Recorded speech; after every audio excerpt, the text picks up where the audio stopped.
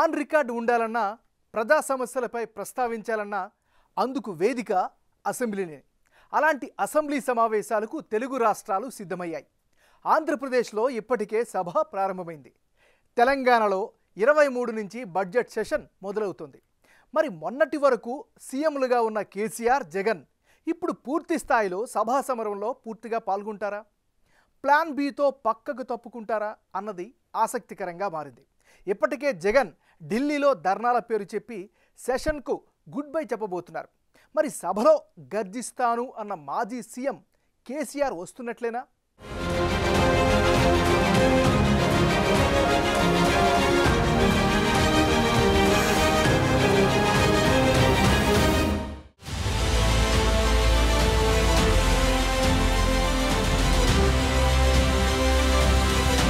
Telangana assembly budget సమావేశాలకు రంగం సిద్ధమైంది. అయితే ఈసారి హై వోల్టేజ్ పొలిటికల్ హీట్ ఉండబోతోందా అన్న చర్చ జరుగుతోంది. ఓవైపు ఫుల్ బడ్జెట్ ప్రవేశపెట్టేందుకు ఇప్పటికే కాంగ్రెస్ ప్రభుత్వం సిద్ధమైంది. ఢిల్లీకి పలుమార్లు వెళ్లి వచ్చిన CM Revanth Reddy, deputy CM Bhatti పలు అంశాలపై కేంద్రానికి వినతి పత్రాలిచ్చొచ్చారు. కేంద్ర బడ్జెట్లో తెలంగాణకు సముచిత ప్రాధాన్యమివ్వాలన్నారు. విభజన హామీలు నెరవేర్చాలని చెప్పివచ్చారు. సో ఎక్కడా ఇబ్బంది రాకుండా బడ్జెట్ లెక్కల విషయంపై అణువణువు జాగ్రత్తతో ఉంటున్నారు. 6 గ్యారంటీలు, రుణమాఫీ సహా ఇచ్చిన హామీలన్నిటిపైన ఫుల్ క్లారిటీతో ఉన్నారు. నిధుల సర్దుబాటు చేస్తున్నారు.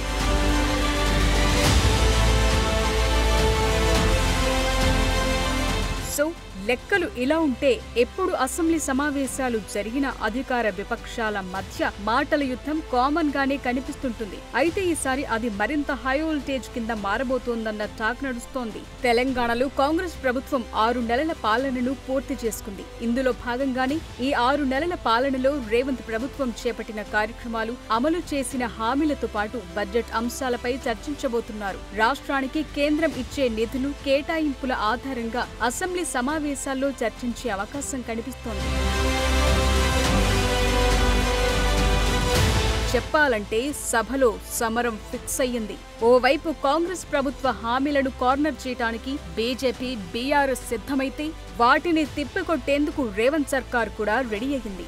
అయితే మొన్నటి అసెంబ్లీ ఎన్నికల్లో ఓటమి తరువాత కేసీఆర్ సభకు రాలేదు. అప్పట్లో తుంటి ఎముక ఆపరేషన్తో ఇంటికే పరిమితమయ్యారు. కోలుకున్న తరువాత గులాబీ బాస్ అసెంబ్లీ స్పీకర్ ఛాంబర్కొచ్చి ప్రమాణ స్వీకారం చేసి వెళ్లారు. మరిప్పుడు కేసీఆర్ సభకు వస్తారా? ప్రతిపక్ష నేత సీట్లో కూర్చుంటారా? ఇవన్నీ గత కొన్ని రోజులుగా చర్చనీయాంశమవుతున్నాయి. అయితే తాను అసెంబ్లీకి వస్తానంటూ మాజీ సీఎం హింట్ అయితే ఇచ్చారు. చివరి నిమిషంలో ఏదైనా జరగొచ్చంటున్నారు.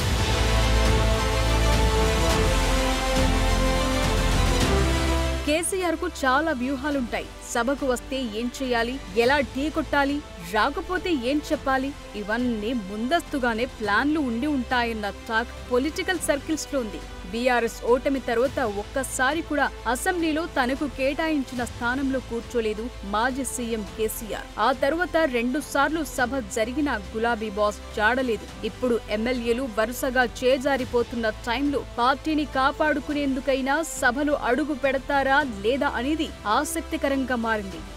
గత 10 ఏళ్లుగా అధికార పక్షంలో ఉన్న కేసీఆర్ ఇప్పుడు ప్రతిపక్ష సీట్లలో కూర్చునేందుకు అన్ని రకాలుగా సిద్ధమయ్యారా లేదా అన్నది చర్చనీయాంశమైంది. కాంగ్రెస్ ప్రభుత్వం చేరికలను ప్రోత్సహించడాన్ని తప్పుబడుతున్న బీఆర్ఎస్ నేతలు సభలో ఎలా ఢీకొంటారన్నది కీలకంగా మారింది. అయితే గతంలో బీఆర్ఎస్ చేసిన పని తాము చేశామని అధికార కాంగ్రెస్ కౌంటర్ ఇచ్చే అవకాశాలు ఉండడంతో ఈ విషయాల్లో చాలా జాగ్రత్తలు పడుతున్నారు. ఇప్పటికీ 10 మంది బీఆర్ఎస్ ఎమ్మెల్యేలు కాంగ్రెస్ కండువా కప్పుకున్నారు. మరో 16 మంది చేరితే బీఆర్ఎస్ ప్రతిపక్ష హోదా కోల్పోతుంది.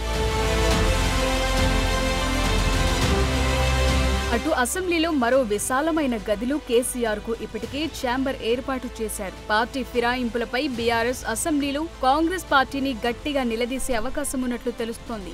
అవసరమైతే నిరసనలకు సైతం దిగే ఛాన్స్ ఉందని తెలుస్తోంది. మరోవైపు జాబ్ క్యాలెండర్, అమలు కాని గ్యారంటీలపై ప్రభుత్వాన్ని నిలదీయాలని బీఆర్ఎస్ వ్యూహాలు రచిస్తోంది. గత అసెంబ్లీ సమావేశాలు, ఇప్పటి అసెంబ్లీ సెషన్ కు మధ్య కేసీఆర్ చాలా అంశాలపై రియాక్ట్ అయ్యారు. కాళేశ్వరం దగ్గర నుంచి రైతు సమస్య సమస్యల దాకా ఎన్నో మాట్లాడారు. వీటిపై సభకు వస్తే ఎలా కార్నర్ చేస్తారు, తమ నిర్ణయాలను ఎలా సమర్థించుకుంటారు, ఇవన్నీ ఆసక్తికరంగా మారాయి. ఇవేవి కుదరకపోతే నిరసనలతో హోరెత్తించి సభా సమావేశాలను బహిష్కరించే ఆప్షన్ కూడా కేసీఆర్ వాడుతారా అన్న డౌట్లు పెరుగుతున్నాయి. పార్టీ ఇప్పుడున్న క్లిష్ట పరిస్థితిలో కేసీఆర్ అసెంబ్లీకి హాజరైతేనే మంచిదని ఆ పార్టీ నేతలు అధినేత దృష్టికి తీసుకెళ్తున్నారు.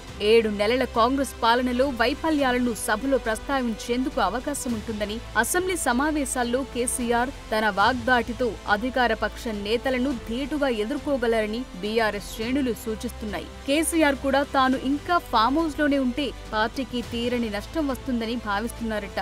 అందుకే ఈసారి ఎలాగైనా అసెంబ్లీకొచ్చి అధికార పక్షాన్ని ఎదుర్కోవాలని చూస్తున్నారంటున్నారు.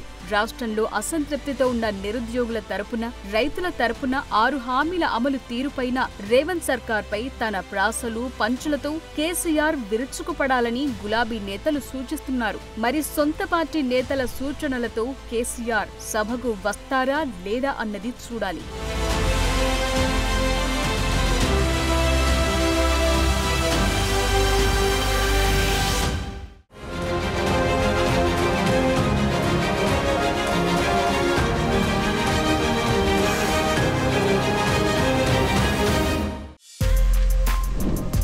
For more videos like this, subscribe Big TV channel.